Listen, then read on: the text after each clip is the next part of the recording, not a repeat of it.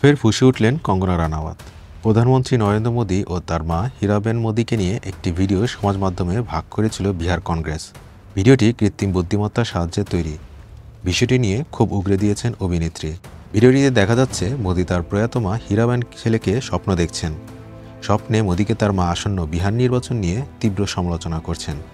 কৃত্রিম বুদ্ধিমত্তার এআই সাহায্যে তৈরি এই ভিডিওটিকে অসংবেদনশীল বলে দাবি করেছেন কঙ্গনা। বিরোধী দলের ওপর ক্ষোভ উগরে দিয়ে কঙ্গনা তার সমাজ মাধ্যমে লিখেছেন, এর চেয়ে ভয়ঙ্কর ও অসংবেদনশীল কিছুই হয় না। বিরোধী দলের কারো প্রয়াত মা বাবাকে নিয়ে কেউ কি এমন ভিডিও বানাতে পারে?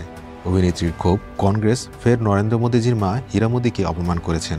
ওর ব্যক্তি অধিকার লঙ্ঘন করে এ কাজ করেছে কংগ্রেস। ওদের ভিডিও হীরা মোদীজি কংগ্রেসের হয়ে কথা বলছে বিহার নির্বাচন প্রসঙ্গে। কারো ভাবমূর্তি ও ব্যক্তি অধিকার লঙ্ঘন করা উচিত নয় বলে মনে করেন অভিনেত্রী। বিশেষ করে যারা জীবিত নন তাদের নিয়ে এমন বিষয় তৈরি করা যায় না দাবি অভিনেত্রীর। তাই কংগ্রেসের এই ভিডিওর বিরুদ্ধে করা আইনি পদক্ষেপ নেওয়ার কথা বলেছেন তিনি। বিজেপির তরফ থেকেও এই ভিডিওকে বিরক্তিকর বলে দাবি করা হয়েছে।